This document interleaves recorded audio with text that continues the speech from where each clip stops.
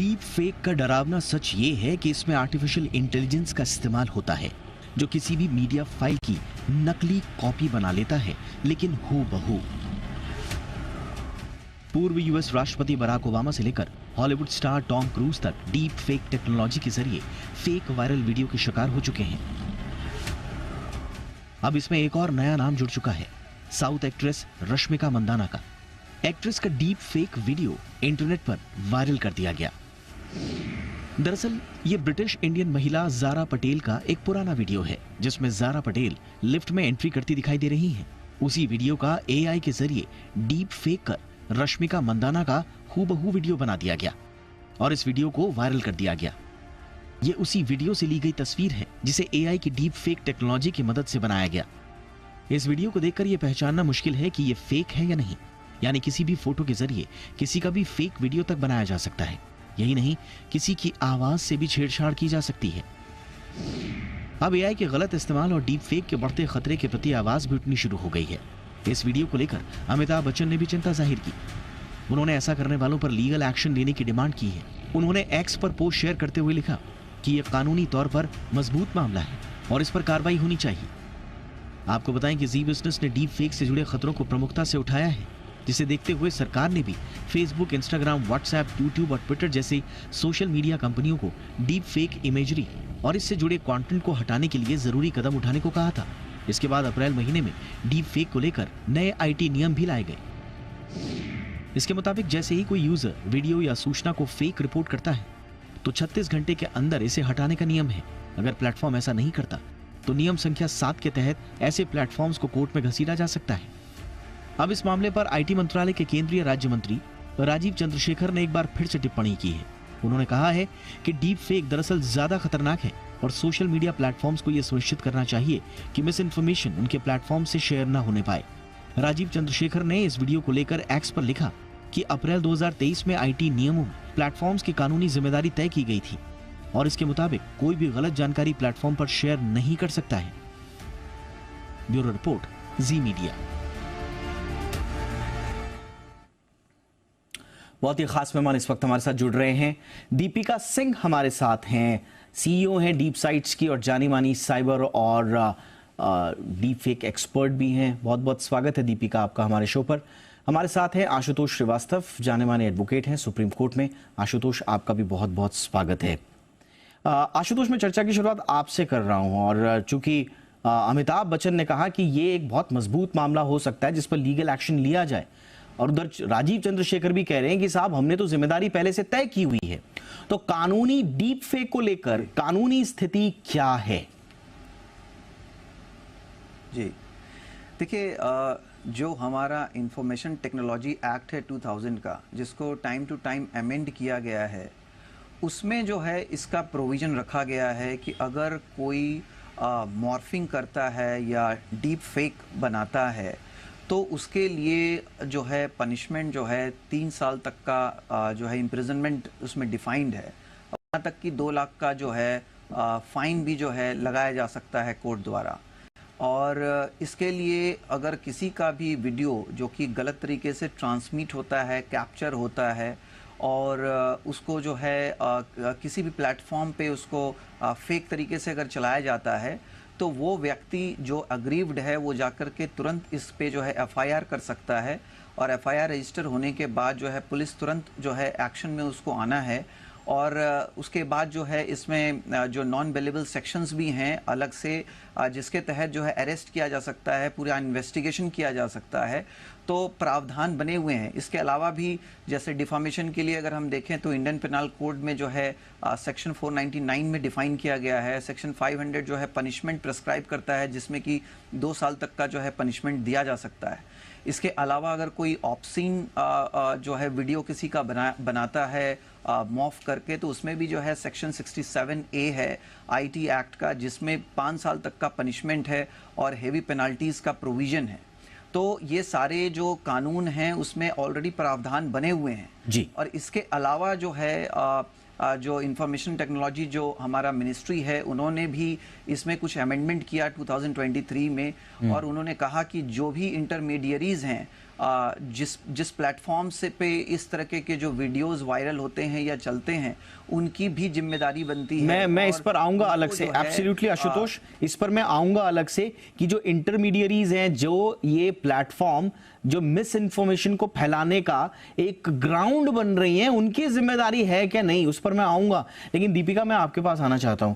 दीपिका, ये दिन ब दिन आपके साथ हमारी लगातार बात होती रही है इस पे, और ऐसा लग रहा है कि इसे रोकना बड़ा नामुमकिन सा लग रहा है। क्या ये जो हमारे कानूनी प्रावधान हैं ये रोक पाएंगे इसको, या फिर हमें कुछ और आउट ऑफ द बॉक्स सोचना पड़ेगा?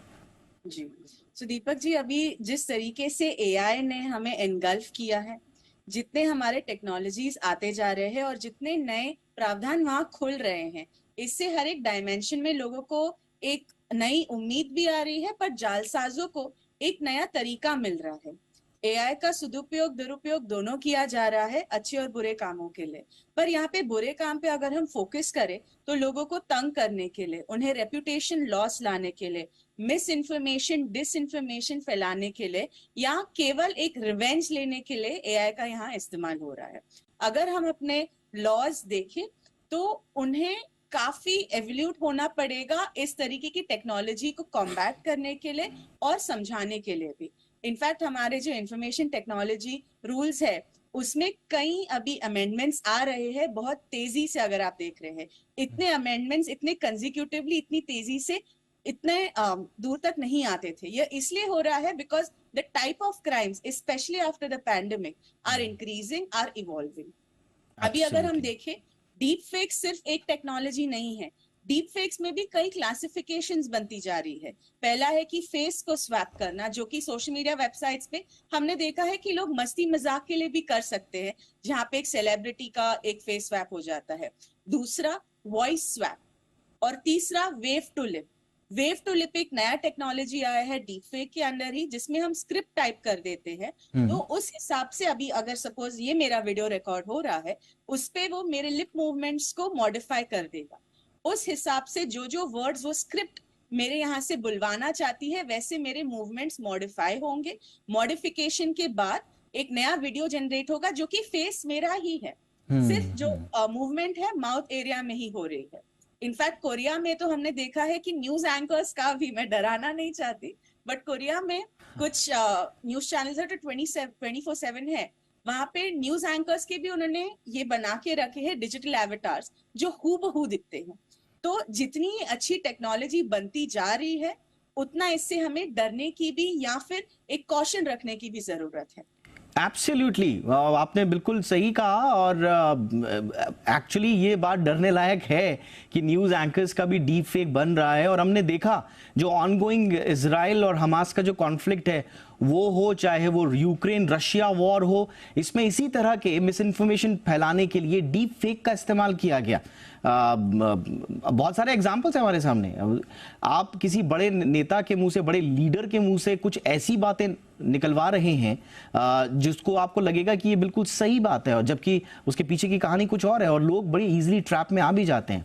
सवाल ये उठता है कि इनको फैलाने का जो माध्यम बन रहे हैं हमारे इंटरमीडियरीज, उनकी क्या लायबिलिटी फिक्स्ड है या नहीं? आशुतोष बताएंगे। आशुतोष बताइए, वो प्रावधान जिसका जिक्र आज राजीव चंद्रशेखर ने भी किया कि हमारे पास ऑलरेडी इनकी जिम्मेदारी तय करने के प्रावधान हैं, लेकिन वो हैं क्या?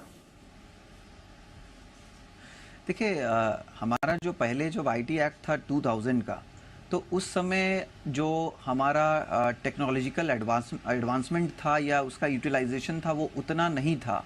लेकिन जैसे जैसे वक्त आगे गया, जिस तरह से टेक्नोलॉजी और एडवांस होता गया और हम टेक्नोलॉजी को यूज़ करने लगे हर अपने रोज़मर्रा की ज़िंदगी में, तो उसी तरीके से इसके अंदर जो है इश्यूज़ भी आने लगे, क्राइम्स भी होने लगे, मिसयूज़ भी होने लगा, मिस इन्फॉर्मेशन भी फैलाने का काम होने लगा।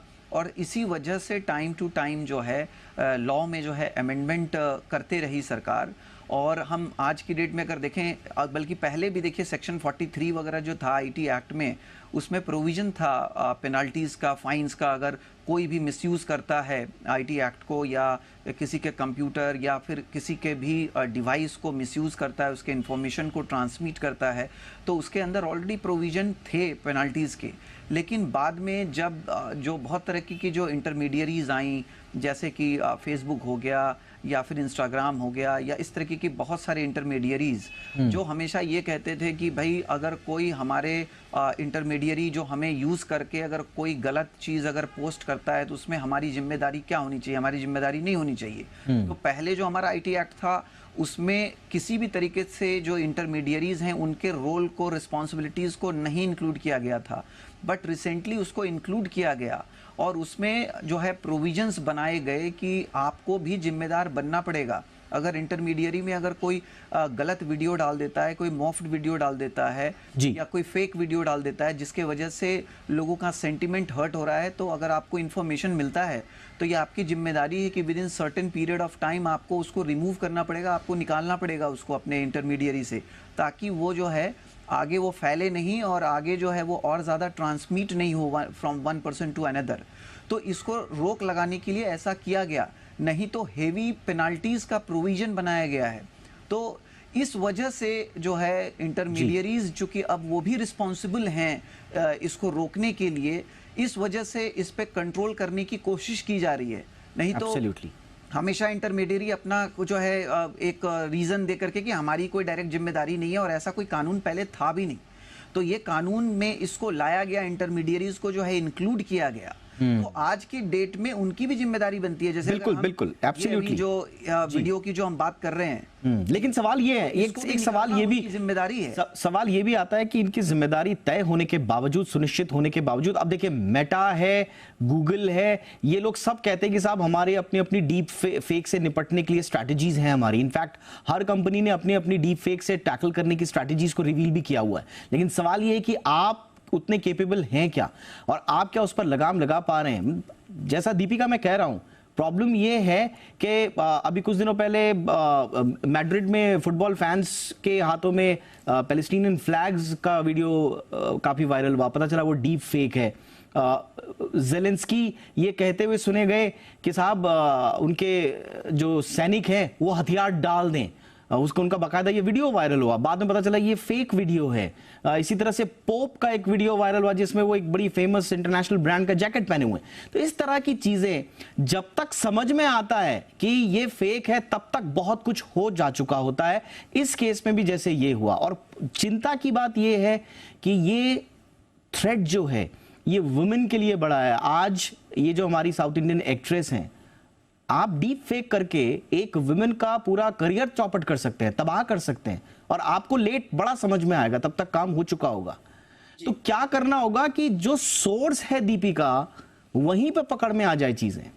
जी जी जी, यहाँ पे अगर हम दो कंसर्न्स जो यहाँ पे मैं पॉइंट आउट करना चाहूंगी, एक तो आपने जो डिसइंफॉर्मेशन, मिसइंफॉर्मेशन कैंपेन्स की बात की, जो कि लगाई एक बहुत छोटी सी वीडियो से जाती है, पर उसका प्रभाव इतना बड़ा होता है वायरलिटी के बाद, क्योंकि उसमें जो प्रोपेगेंडा उसके पीछे छुपा होता है या उसके पीछे जो एजेंडा होता है वो लोगों को बहुत दूर तक फैलाना है। इसके लिए controversial statements, controversial videos, and अभी तो हमारे नेक्स्ट ईयर जनरल इलेक्शंस भी आने वाले हैं। उसमें हम यह भी देख रहे हैं कि अगर जनवरी ऑनवर्ड्स ऐसे कुछ वीडियोस आते जाए जो नेशनल सिक्योरिटी को हर्ट करे, तो एटलीस्ट हमारे एनफोर्समेंट अथॉरिटीज को विद सोशल मीडिया कंपनीज यहाँ तैनात होना चाहिए। सोशल मीडिया कंपनीज यह बोलते हैं कि हम सिर्फ एक प्लेटफॉर्म प्रोवाइड करते हैं, कंटेंट क्रिएटर्स या यूजर्स खुद ही अपने कंटेंट की रिस्पॉन्सिबिलिटी देते हैं, पर उस प्लेटफॉर्म का ट्रांसमिशन तो उस सोशल मीडिया एंटिटी के द्वारा ही हो रहा है। मैं बॉम्बे हाईकोर्ट की एक रीसेंट जजमेंट के बारे में बताना चाहूंगी, जहां पे उन्होंने ये कैटेगोरिकली कहा है कि liking is not a crime, but retweeting it, sharing it ahead और sharing it in messages becomes a crime under the transmission of the same। जो सेक्शन 67 की बात एडवोकेट सर कर रहे थे, उसी ट्रांसमिशन में ये आता है। एंड ये बहुत जरूरत है कि जितने भी इंटरमीडियरीज है ये इसका प्रभाव समझे। उनकी एक बिजनेस गवर्नेंस मीटिंग या बिजनेस डिले की वजह से किसी की जान जा सकती है। दूसरा जो कंसर्न मैं यहाँ पॉइंट आउट करना चाहूंगी, जैसे आपने बताया कि महिलाओं के लिए बच्चों के लिए, टीनेजर्स के लिए ये कितना बुरा हो सकता है। हमने Absolutely. देखा है कि अडल्ट वेबसाइट्स पे ऐसे डीप फेक्स अपलोड करके लड़कियों को, उनके परिवार वालों को ब्लैकमेल किया जा रहा है। इनफैक्ट लड़कों को भी ऐसे ब्लैकमेल किया जा रहा है, बट उसका प्रभाव थोड़ा कम है comparatively in the term of numbers. पर यहाँ पे एक जिंदगी जा सकती है किसी की एक ऐसे छोटे प्रैंक की वजह से। यहाँ पे मैं कुछ सॉल्यूशंस देना चाहूंगी। पहला है एक वेबसाइट जो कि सारे जितने इंटरमीडिएट्स हैं उन्होंने टुगेदर होके कंसोर्शियम फॉर्म किया है, उसका नाम है stopncii.org। यहाँ पे after filing a police complaint, जब भी किसी को अपनी कोई डीप फेक वीडियो या फोटो मिले, वो तुरंत ही वहां पे वो रजिस्टर करके अपलोड करे। यह वेबसाइट क्या करती है, पूरे इंटरनेट के द्वारा जितने भी इमेजेस है वो स्कैन करते हैं ये सारे सोशल मीडिया वेबसाइट्स के थ्रू, क्योंकि इनका यहाँ पे कंसोर्शियम है, एक जॉइंट डेटाबेस है, उससे वो कंपेयर करते हैं और आपकी जितनी भी गलत फोटोज है वो वहां से निकाल देते हैं। इससे एटलीस्ट आपकी जान तो नहीं जाएगी, इससे एटलीस्ट लोगों को डिप्रेशन तो नहीं आएगा, उन्हें इमोशंस में ठेस नहीं पहुंचेगी। एंड दूसरा है MIT जो यूएस की एक प्रख्यात यूनिवर्सिटी है, और इंटेल, इन्होंने अपने free deep fake detectors launch किए हैं। पहले तो हम देखते थे कि बिकॉज टेक्नोलॉजी बहुत पुअर होती थी तो केवल ऐसे मुंह हिलाने से कुछ वीडियो में डिस्क्रिपेंसी आ जाती थी और हमें पता चल जाता था ये वीडियो फेक है। पर अभी AI की मदद से ही हम इस AI का जो दुरुपयोग किया जा रहा है इसको सॉर्ट कर सकते हैं। तो मैं रिक्वेस्ट करूंगी कि जितने भी डीप फेक डिटेक्शन टूल्स है by MIT labs, by Intel, और ये सारे फ्री टूल्स है, तो बिफोर ट्रांसमिटिंग, बिफोर क्लिकिंग और before sharing anything, at least everyone should think कि क्या मेरा एक शेयर किसी के जीवन पे प्रभाव डाल सकता है, और मुझे सोच समझ के शेयर करना चाहिए ताकि आगे जाके ना उनपे इसका कोई दुरुपयोग हो, ना किसी की भावनाओं को ठेस। एब्सोल्युटली दीपिका।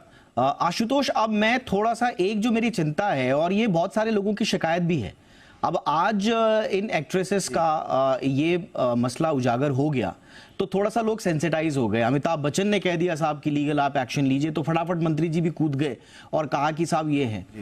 जिस चीज का जिक्र अभी दीपिका ने भी कहा, आप एडल्ट वेबसाइट्स पे जाइए, पोर्नोग्राफिक वेबसाइट्स पे जाइए, वहां पर हमारे हर दूसरी एक्ट्रेसेस का डीप फेक वीडियो मिलेगा आपको। क्या ये सरकार की नॉलेज में नहीं है? क्या ये एजेंसीज की नॉलेज में नहीं है? जो वहां पर जो उनके चरित्र हनन की कोशिशें हो रही हैं, उनका करियर बर्बाद करने की कोशिश हो रही है, उनके बारे में मिस इन्फॉर्मेशन, डिसइंफॉर्मेशन फैलाई जा रही है, और ये सब अवेलेबल है, ये कंटेंट अवेलेबल है। इसका जिम्मेदार कौन? यहां पर क्यों नहीं आंखें जा रही हैं, या आंखें जा रही हैं लेकिन बात नहीं कर रहे हैं, लोग बस इग्नोर कर दे रहे हैं? जी देखिए, ये तो ऑब्वियसली बहुत सीरियस मामला है, और ये सिर्फ एक्ट्रेसेस, एक्टर्स और इनकी बात नहीं है, बल्कि जो आम जनता है आजकल तो उनको भी मॉफ करके और गलत वीडियो, ऑब्सीन वीडियोस बना करके जिस तरह से ब्लैकमेल किया जा रहा है, यहाँ तक कि लोग सुसाइड भी कर रहे हैं, कितने सारे लोन, और इसमें हमने देखा मामलों में कि सुसाइड एक्चुअल में हुए हैं रिसेंट टाइम्स में, और FIR रजिस्टर हुए हैं।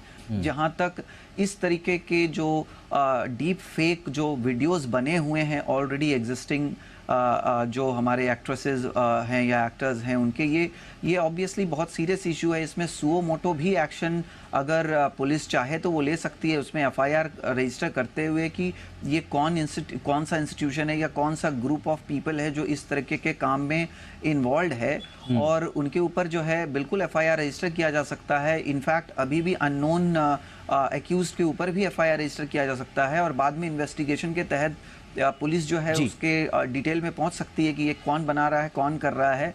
और इतने बड़े पैमाने पे इतने वीडियोस बन रहे हैं तो जाहिर सी बात है कि कोई ऐसे ऑर्डिनरी इंडिविजुअल तो नहीं कर रहा होगा, इसमें बहुत प्रोफेशनल जो लोग हैं या इंस्टीट्यूशंस हैं वो इस काम को कर रहे होंगे। तो इसमें मुझे लगता है कि बिल्कुल एक्शन लेना चाहिए। बिल्कुल, और आशुतोष आपने बिल्कुल सही कहा कि आप इसमें एक्शन ले सकते हैं, लेकिन देखिए आप खतरे को आप एंटिसिपेशन जो है आपके खतरे का वो क्या है, वो इस पर डिपेंड करता है कि आपकी सीरियसनेस क्या होगी।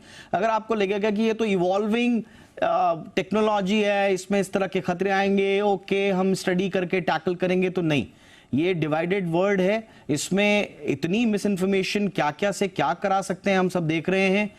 सोसाइटीज को आपस में लड़ा सकते हैं, एक अच्छा खासा देश, उसकी पीस एंड हार्मनी को कितना बड़ा ठेस पहुंचाया जा सकता है, व्यक्तिगत स्तर पर किसी की लाइफ कैसे हिल सकती है, ये सब एआई टूल कर सकता है, लेकिन शायद उस अप्रोच की आवश्यकता होगी। दीपिका, क्विकली, क्योंकि अभी रिसेंटली पूरी दुनिया जुड़ी ब्लेशले पार्क में, जिसे एआई सेफ्टी समिट कहा गया, 28 देश यहां पर आए थे, हम भी वहां पर थे, हमारे मंत्री जी ने भी वहां पर इसके खतरे को लेकर बातचीत की है।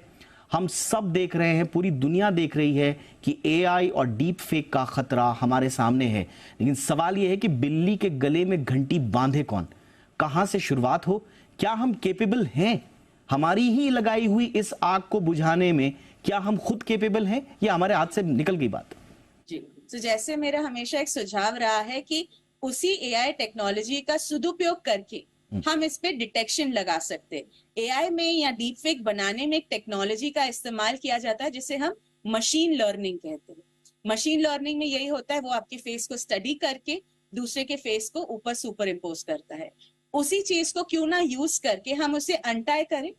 दूसरा है एक फॉरेन नेशनल या इंटरनेशनल जॉइंट कोऑपरेशन कमिटी, जिसमें अगर हमने देखा है कि this is a global threat, ये ऐसे नहीं कि सिर्फ एक नेशन को इम्पैक्ट कर रही है, क्यों ना एक जॉइंट कोऑपरेशन यहाँ पे लॉन्च किया जाए। जैसे स्टॉप एनसीआईआई या नेकमेक जैसे कंसोर्शियम्स बनाए हैं, वैसे नॉट फॉर प्रॉफिट कंसोर्शियम्स बनाए जाए जिसमें इन इवॉल्विंग टेक्नोलॉजीज की बात की जाए। इसका जो जेस्टेशन साइकिल है हम वो जितना कम करेंगे उससे ये क्राइम्स बहुत कम होंगे, क्योंकि अभी ये क्राइम सिर्फ फनी वीडियोस या फनी ऑडियोज तक नहीं है, लोगों के रेप्यूटेशन, उनके जान तक बनाए हैं। एटलीस्ट ये एक वेकअप कॉल होगा हमारी सरकारों के लिए, जॉइंटली एक एक्शन लेने के लिए विद सोशल मीडिया कंपनीज, ताकि हम एआई का और जितनी भी टेक्नोलॉजीज का अच्छे से सदुपयोग करें। एब्सोल्युटली। और एक रीसेंट पब्लिकेशन में पढ़ रहा था, जो मेरे ख्याल से नॉर्थ वेस्टर्न यूनिवर्सिटी और ब्रूकिंग इंस्टीट्यूशन जो कि एक थिंक टैंक है, इन दोनों की जॉइंट रिपोर्ट थी। उसमें बहुत एक इंपॉर्टेंट बात कही गई थी कि डीप फेक कोई ऐसी टेक्नोलॉजी नहीं है कि इसमें कोई बहुत बड़ा इसमें स्किल चाहिए, सिद्धहस्तता चाहिए। Deep fake require little difficulty, छोटी सी डिफिकल्टी आती है, डीप फेक कोई भी बना सकता है। और ये हथियार दुनिया के हर उस इंसान के हाथ में है जो एक पोटेंशियल थ्रेट हो सकता है किसी की लाइफ के लिए, किसी देश की सुरक्षा के लिए और इस पूरी दुनिया में शांति और स्थिरता के लिए। इसलिए इस पर काम करना बहुत ज़रूरी होगा। दीपिका ने जो जो बातें बताई हैं और कानूनी रूप से जो जो पक्ष आशुतोष ने रखे हैं, मुझे लगता है कि ये बहुत हेल्प करेंगे इस मामले में बातचीत को आगे बढ़ाने के लिए। Thank you so much Deepika ji, धन्यवाद, आपने वक्त निकाला। Ashutosh ji, thank you so much आपका भी वक्त निकालने के लिए।